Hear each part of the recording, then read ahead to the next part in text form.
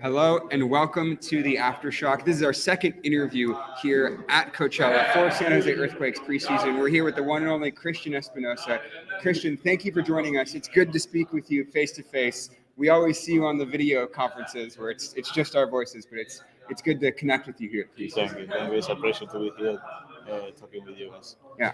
So off-season in MLS is kind of unique because as compared to the European calendar, it's kind of through winter, you get the Christmas holidays and those types of things, whereas in Europe, it's on a different calendar.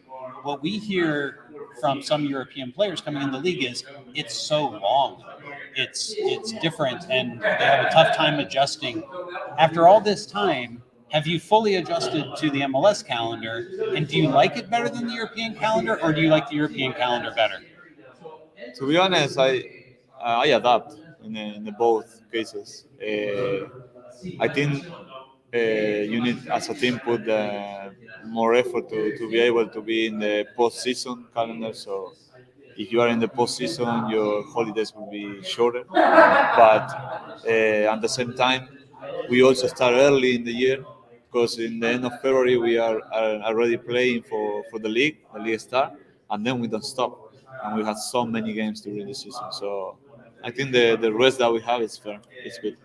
We were wondering, because you have a long preseason, you're probably doing a lot of the same drills and a lot of the same fitness work, and it's difficult. We're wondering what your favorite drills are in preseason and what maybe your least favorite parts of the preseason routine is. I really love the preseason. I think is the key of the success for the team during the year. Because if you don't work too much in the preseason, then you don't gonna be able to hold the physical part during the season. So I think the preseason is really important for us, and I really enjoy it. I really love it. So I don't have any and nothing against the preseason. Even the sprints up Even and down the the field. sprint, yes, I really like it. Yes. So saying that, you guys, this is the second time you've come back to the Coachella Invitational, here in Indio, California, Southern California. Before with Matias, you were doing different locations, sometimes Mexico and sometimes, other beaches and things like that. You like the beach running and things like that, right? Yeah, that was funny. That was So funny. you mentioned how important that is for preparation. How different or how much, what do you like differently about doing this as compared to what you did before? Like, what's the comparison for you? I think the only difference is here we had the chance to play against another MLS team too. We share the hotel. We see each other every time. I don't know exactly in some point if it's good or not, but I think in some cases it's okay. The only difference is that here we had the chance to play more friendly games, and I think that's good because you have the chance to see how well you are or not compared with the other teams. So, looking forward to this season for you, you're coming off the back of one of your most productive seasons, in Major League Soccer in your career. How are you thinking about the performances you had last season? What do you think led to that success last season, and how do you replicate it this year? I think that was a really good year for all of us. We be able to come back to be in playoff. That was really important for us. I think this year we had to double down efforts to try to do all the best to bring the playoff again to PayPal Park and play with our fans in the stand. So that's the target, and also to fight for a trophy. That's our biggest goal.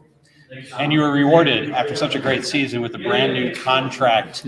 It's going to keep you in San Jose for a little while. Quakes fans are very happy. I imagine you and your family must also be very happy. How is the news when you share something like that with your family? I presume back in Argentina.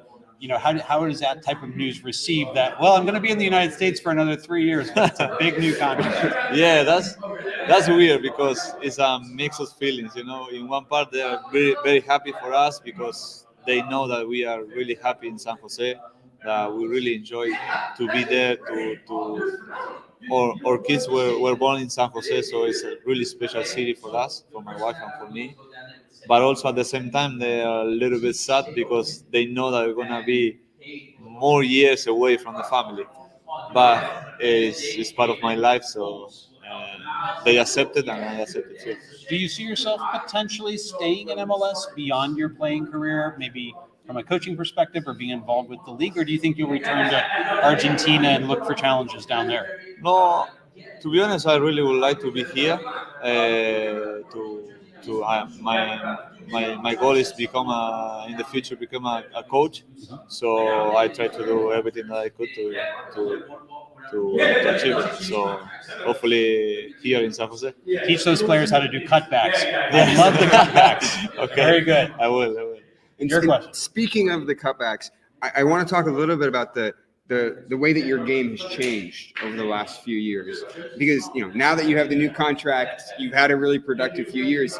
Other teams, defending teams, know who you are and they have specific strategies to mark you. How have you had to adapt your game in order to respond to the way that teams are defending you? Yes, I think that happened last year because they know that most of the time when I go 1v1 outside, they are expecting the cross.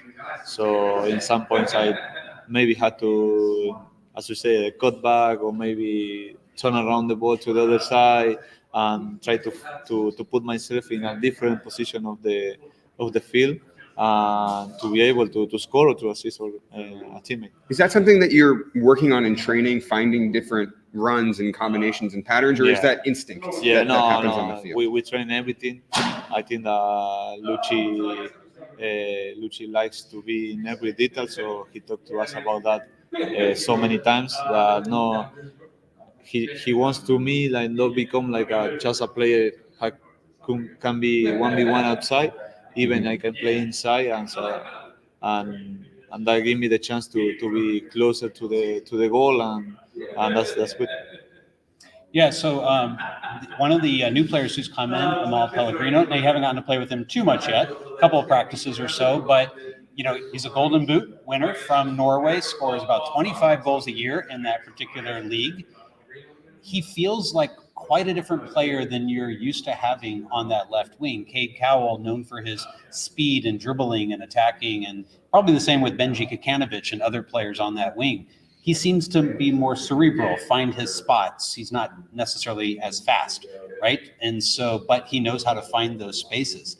I can imagine you're thinking about how those cutbacks might be able to find his feet, but how do you think that's going to work, with you and Pellegrino this year? Yeah, I think he's going to help us a lot. He's a really quality player. He's really smart.